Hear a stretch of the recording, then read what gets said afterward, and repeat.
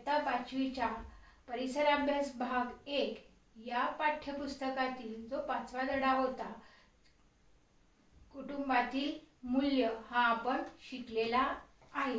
आता हा धडा शिकल्यानंतर आपण त्याच्यावरचा स्वाध्याय सोडूया. चला तर मग आपण हा स्वाध्याय सोडूया.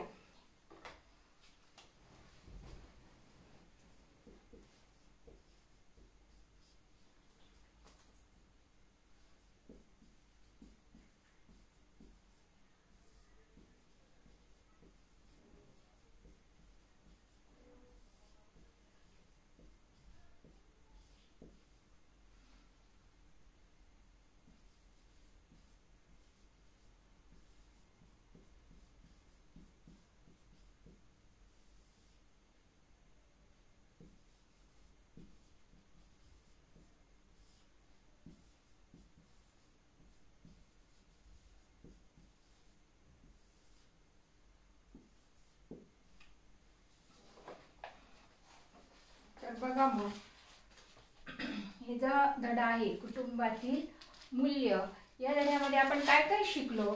तर आपण या धड्यामध्ये असं शिकलो की निर्णय घेण्यात जर आपण सहभाग घेतला तर त्याचे काय काय परिणाम होतात हे आपण बघितलं. सामाजिक निर्णयामध्ये सुद्धा सहभाग घेतल्यानंतर आपल्या देशाचा विकास होतो हे आपण बघितलं.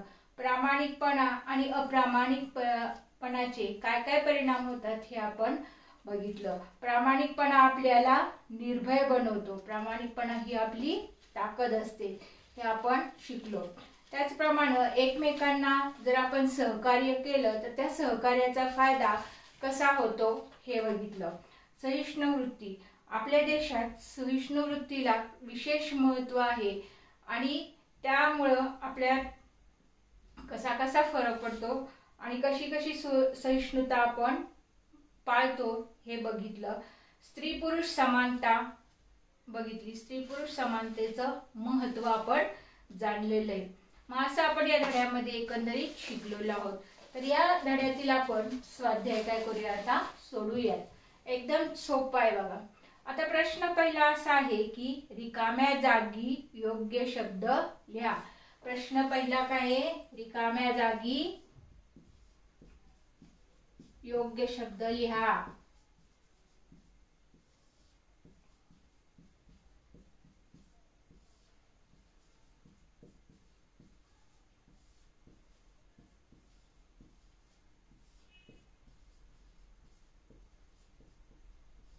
रिकाम्या जागी योग्य शब्द लिहा. योग्य म्हणजे जो तिथं बरोबर असेल तो काय करायचा, तिथं शब्द लिहायचा आहे. एकदम छान आणि सोपा प्रश्न आहे. आता हा बघा, आता पहिला आकडा जो आहे तो प्रामाणिकपणा ही आपली टिंबटिंब असते. बघा, प्रामाणिकपणा ही आपली टिंबटिंब असते. धडा शिकवताना तर सांगितलेलंच होतं, पण आता सुद्धा मी त्याचं उत्तर तुम्हाला सांगितलेले. काय?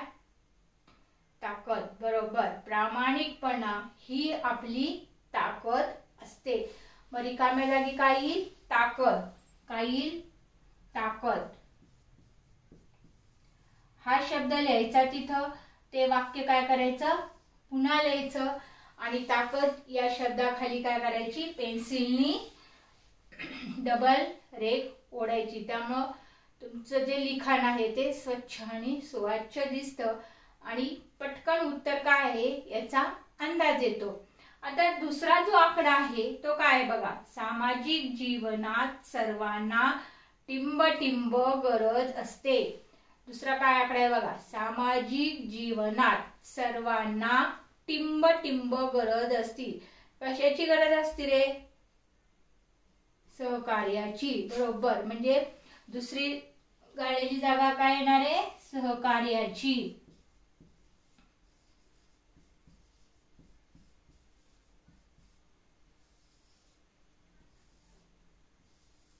विद्यार्थ्यांनो, तुमच्याकडे आता पुस्तक असेलच. त्या पुस्तकामध्ये तुम्ही ह्या रिकाम्या जागा आहेत त्या पेन्सिलनी तात्पुरत्या लिहून ठेवा आणि नंतर वहीमध्ये लिहून काढा. बघा, आता दुसरी जी रिकामी विधान, रिकाम्या जागेभरातले विधान काय आहे? सामाजिक जीवनात सर्वांना टिंब गरज असते. सामाजिक जीवनात सर्वांना सहकार्याची गरज असते. आता तिसरा आकडा काय आहे बघा. आपल्या देशात टिंब वृत्तीला विशेष महत्त्व आहे. आपल्या देशात टिंब वृत्तीला विशेष महत्त्व आहे. आत्ताच सांगितलं मी. काय असेल त्याचं उत्तर? सहिष्णू. बरोबर. आपल्या देशात सहिष्णू वृत्तीला विशेष महत्त्व आहे. काय रिकामी जागा येणार आहे? सहिष्णू.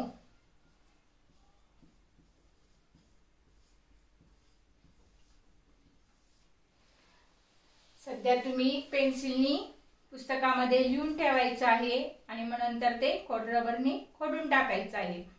आपल्या देशात सहिष्णू वृत्तीला विशेष महत्त्व आहे. आता चौथं काय आहे बघा. समानतेची भावना वाढीस लागल्यामुळे सर्वांना टिंब करता येते. बघा, समानतेची भावना वाढीस लागल्यामुळे सर्वांना टिंब करता येते. काय होणार आहे? समानतेने जर आपण स्त्री पुरुष दोघं मिळून जर काम करायला लागलो तर काय होणार आहे? आपल्या देशाची प्रगती. बरोबर. म्हणजे काय करता येणार आहे? आपल्याला प्रगती करता येते. म्हणजे रिकामी जागा चौथी काय आली? प्रगती. बघा पुन्हा एकदा. समानतेची भावना वाढीस लागल्यामुळे सर्वांना टिंब करता येते. समानतेची भावना वाढीस लागल्यामुळे सर्वांना प्रगती करता येते. मग आता जो प्रश्न पहिला आहे, या प्रश्न पहिल्यामध्ये काय काय रिकाम्या जागा आल्यात बघा. पहिली जी आहे ती ताकद, दुसरी जी आहे ती सहकार्याची, तिसरी जी आहे ती सहिष्णू आणि चौथी जी आहे ती प्रगती. अच्छा, या 4 रिकाम्या जागा आलेल्या आहेत. कळला का प्रश्न? बसा गा. आता तुम्ही तो सध्या पुस्तकावर लिहिलेला आहे, नंतर तो वहीमध्ये लिहायचा आहे. मग आता पुढचा आपण दुसरा प्रश्न बघूया. काय आहे तो?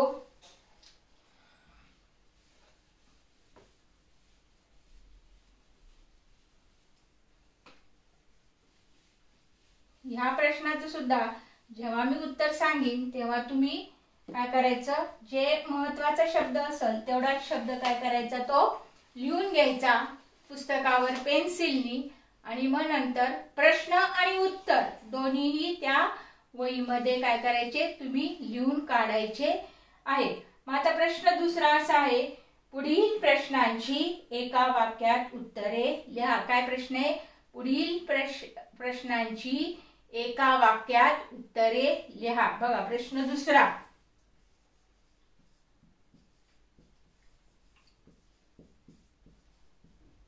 पुढील प्रश्नांची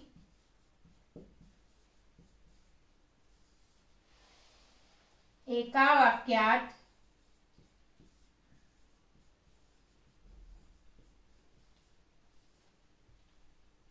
उत्तरे लिहा.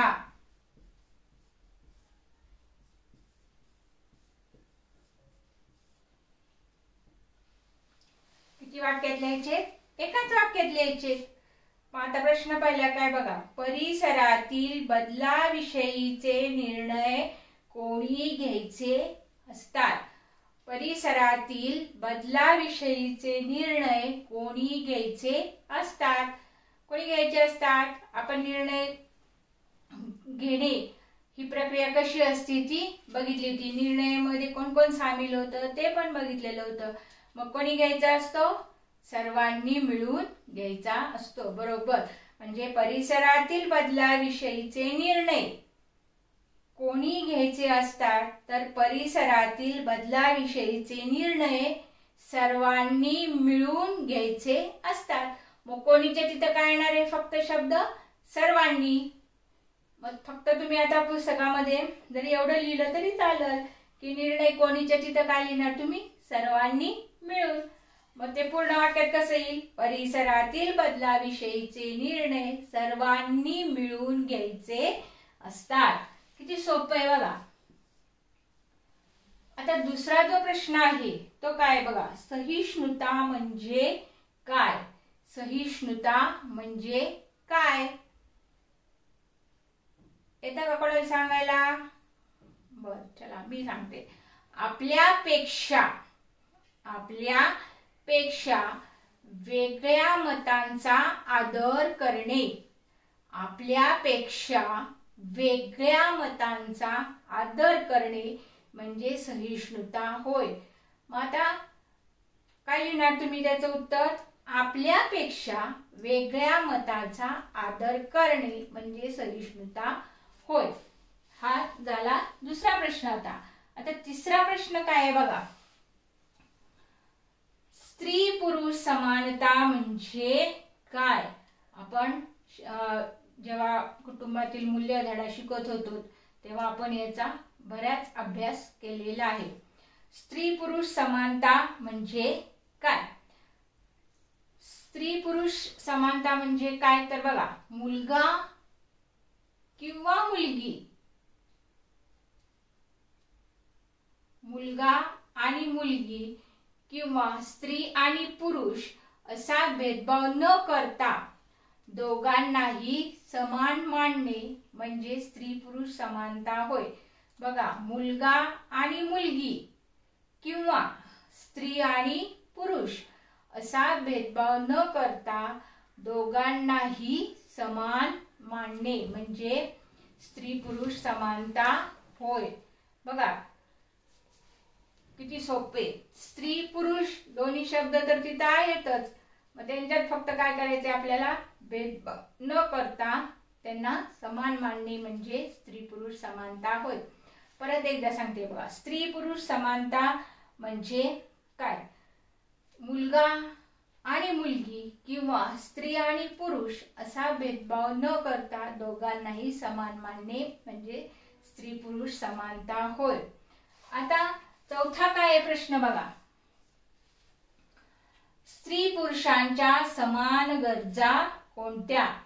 स्त्री पुरुषांच्या समान गरजा कोणत्या आहेत?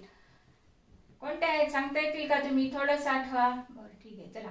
अन्न वस्त्र निवारा, अन्न वस्त्र निवारा, आरोग्य व शिक्षण. बघा, अन्न वस्त्र निवारा, आरोग्य व शिक्षण या स्त्री पुरुषांच्या समान गरजा आहेत. अन्न वस्त्र निवारा, आरोग्य व शिक्षण या स्त्री पुरुषांच्या समान गरजा आहेत.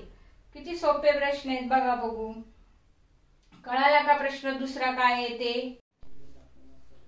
चला आता आपण काय करत होतो, प्रश्न तिसरा बघूया काय आहे तो.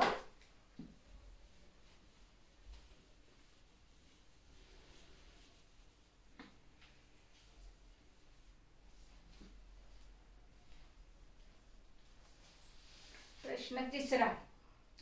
पुढील प्रश्नांची थोडक्यात उत्तरे लिहा. म्हणजे 3 ते 4 ओळीत लिहायचं आपण.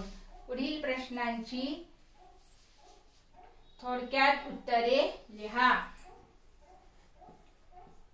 पुढील प्रश्नांची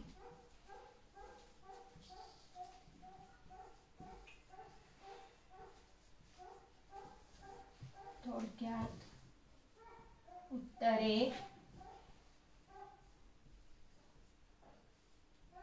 लिहा. बघा, मी तुम्हाला जेव्हा प्रश्नाचं उत्तर सांगेन तेव्हा त्यातले जे काही महत्त्वाचे शब्द असतील ते तुम्ही पुस्तकावरच लिहून घ्या आणि ते वाक्य काय करायचं मग तुम्ही पूर्ण करून वहीमध्ये लिहायचे. आता प्रश्न असा आहे, पुढील प्रश्नांची थोडक्यात उत्तरे लिहा. मग आता प्रश्न पहिला काय आहे, कुटुंबातील निर्णय प्रक्रियेत आपण कसे सहभागी होतो? बघा, कुटुंबातील निर्णय प्रक्रियेत आपण कसे सहभागी होतो? आपल्या कुटुंबामध्ये एखादा आपण निर्णय घेतो आणि त्या निर्णय घेत असताना त्या निर्णय प्रक्रियेमध्ये आपण कसे सहभागी होतो असं त्यांनी विचारलेलं आहे. तर मग आता त्याचं उत्तर काय सांगता येईल बघा. कुटुंबातील प्रत्येकाच्या आवडीनिवडी, मते, विचार भिन्न भिन्न असू शकतात. कुटुंबातील प्रत्येकाच्या आवडीनिवडी, मते, विचार भिन्न भिन्न असू शकतात. तरीही अनेक बाबतीत आपले विचार व मते जुळू शकतात. तरीही अनेक बाबतीत आपले विचार व मते जुळू शकतात. आपल्याला एकमेकांविषयी प्रेम व आपुलकी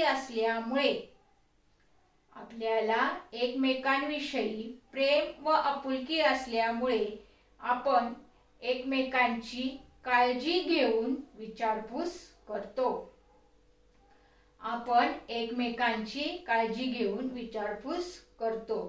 घरातील कोणतीही गोष्ट ठरवताना एकमेकांना विचारून सर्वांना पटतील असे निर्णय घेतो. अशा पद्धतीने कुटुंबातील निर्णय प्रक्रियेत आपण सहभागी होतो. बघा, ज्याच्यामध्ये मी तुम्हाला किती फक्त मुद्दे सांगितले, 3च मुद्दे सांगितले. पहिला जो होता तो कुटुंबातील प्रत्येकाच्या आवडीनिवडी ह्या काय असतात, वेगळ्या असतात, मत वेगळे असतात, विचार पण वेगळे असतात. तरीही बघा, वेगळे असून सुद्धा तरीही अनेक बाबतीत आपले विचार व मते जुळू शकतात. हा पहिला झाला. दुसरा काय आहे, घरातील एकमेकांविषयी प्रेम व आपुलकी असल्यामुळे आपण एकमेकांची काळजी घेऊन विचारपूस करतो. एकमेकांविषयी आपल्याला प्रेम आणि आपुलकी असल्यामुळे आपण काय करतो, एकमेकांची काळजी घेऊन विचारपूस करतो. तिसरा मुद्दा काय आहे, घरातील कोणतीही गोष्ट ठरवताना एकमेकांना विचारून सर्वांना पटतील असे निर्णय घेतो. अशा पद्धतीने कुटुंबातील निर्णय प्रक्रियेत आपण सहभागी होतो. आता दुसरा प्रश्न काय आहे बघा. आता हा झाला पहिला. आता दुसरा काय आहे बघा, सहिष्णुतेची भावना कशी निर्माण होते.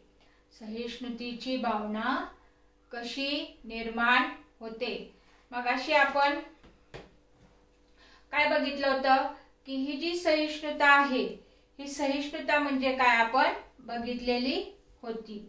मग आता ही सहिष्णुतेची भावना कशी निर्माण होते ते सांगायचे. मित्रमैत्रिणीच्या मदतीने आपल्यातील उणीवा दूर करता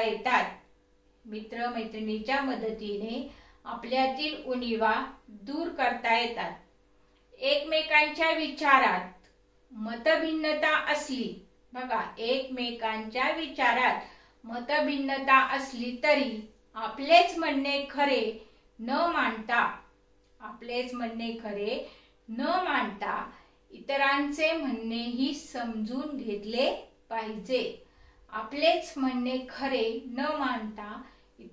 म्हणणेही समजून घेतले पाहिजे. आपल्यापेक्षा वेगळ्या मतांचा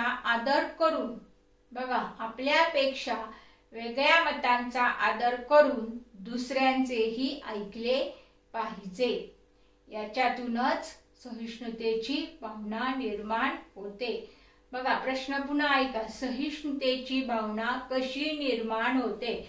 सहिष्णुता म्हणजे काय, आपल्यापेक्षा वेगळ्या मतांचा आदर करणे. मग आपल्यापेक्षा वेगळ्या मतांचा आदर कसा करायचा आहे, तर बघा, मित्रमैत्रिणींच्या मदतीने आपल्यातील उणीवा आपल्याला दूर करता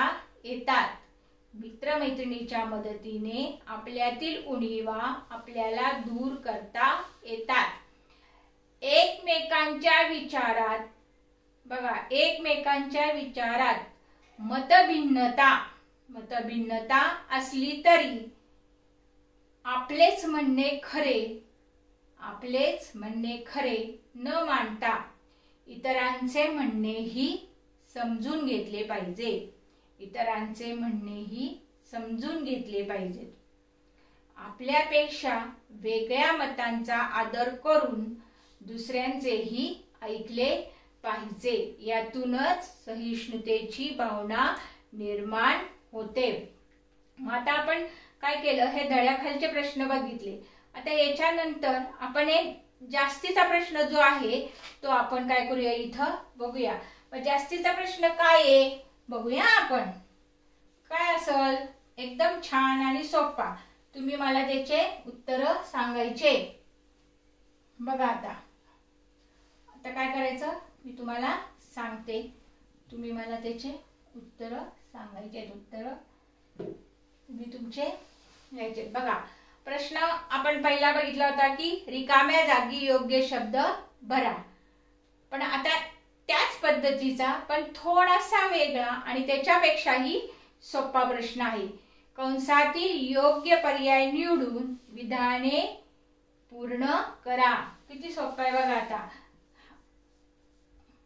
काय आहे प्रश्न, कंसातील योग्य पर्याय निवडून विधाने पुन्हा लिहा किंवा कंसातील योग्य पर्याय निवडून पुढील विधाने पूर्ण करा. कंसातील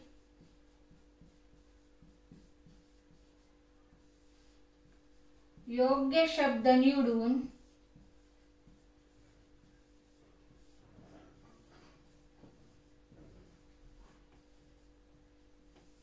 विधाने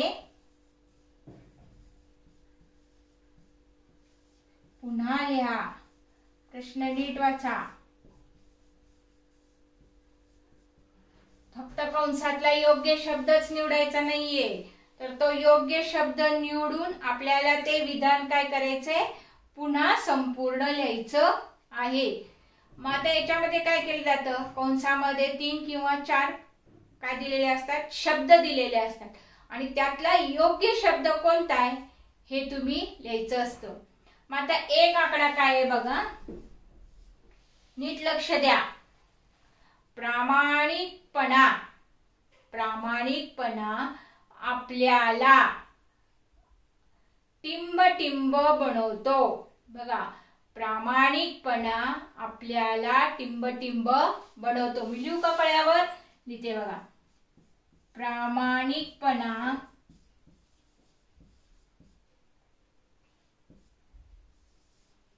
आपल्याला टिंब बनवतो. तुम्ही पण लिहून घ्या तुमच्या वहीमध्ये. प्रामाणिकपणा आपल्याला टिंब बनवतो. काय बनवतो रे, निर्भय. बरोबर, काय बनवतो आपल्याला, निर्भय. मग इथे रिकाम्या जागेमध्ये काय येणार आहे शब्द, निर्भय. तुम्ही लिहिताना पुन्हा हे वाक्य लिहायचं, प्रामाणिकपणा आपल्याला निर्भय बनवतो. दुसरं विधान काय आहे बघा. दुसरं विधान काय आहे बघा, विविधतेचे जतन. विविधतेचे जतन टिंबमुळे होते. विविधतेचे जतन, विविधतेचे जतन टिंबमुळे होते. बघा तेच प्रश्न आहे, तेच उत्तर आहे, तेच शब्द आहेत. काय, विविधतेचे जतन टिंबमुळे होते. कंसातले शब्द सांगते मी, ऐका. संघर्षामुळे, सहकार्यामुळे आणि सहिष्णुतेमुळे. कंसात काय शब्द दिलेले, संघर्षामुळे, सहकार्यामुळे, सहिष्णुतेमुळे. मग विविधतेचे जतन कशामुळे होतं, संघर्षामुळे होईल का, संघर्ष म्हणजे भांडणामुळे होणार आहे का, सहकार्यामुळे होणार आहे का, नाही तर कशामुळे होणार आहे, सहिष्णुतेमुळे. म्हणजे इथे रिकाम्या जागेमध्ये काय येणार आहे, सहिष्णुता.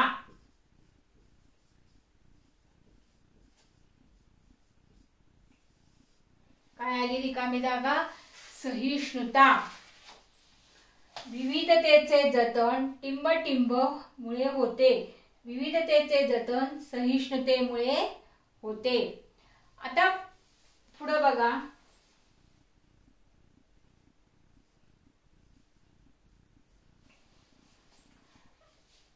दोन झाले. आता तिसरे विधान काय आहे बघा. टिंबटिंब ही सामाजिक सलोख्याची पहिली पायरी आहे. टिंबटिंब ही सामाजिक सलोख्याची पहिली पायरी आहे. कंसामध्ये शब्द कोणते दिलेत बघा. सहिष्णुता, समानता, प्रामाणिकपणा. कंसामध्ये कोणते शब्द दिलेत बघा. सहिष्णुता, समानता आणि प्रामाणिकपणा. काय उत्तर असेल त्याचा विचार करा. तोपर्यंत मी हा तिसरा विधान लिहिते. टिंबटिंब ही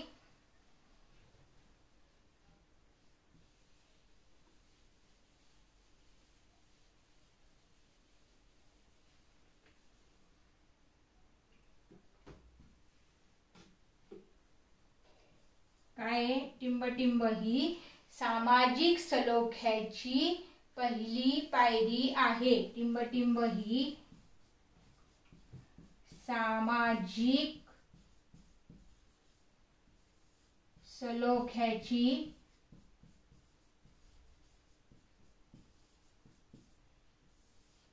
पहिली पायरी आहे.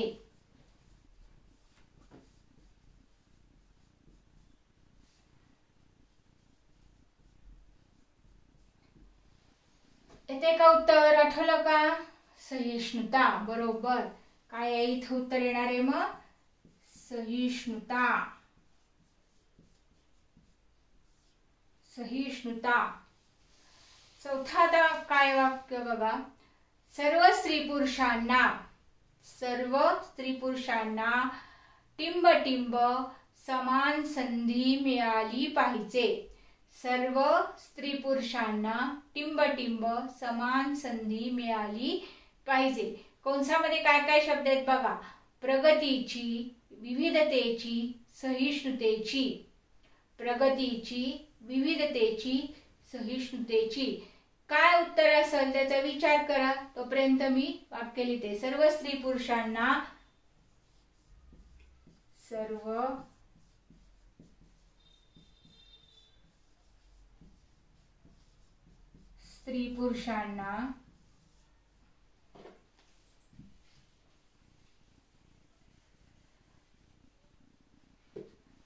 स्त्री पुरुषांना टिंबटिंबची समान संधी मिळाली पाहिजे.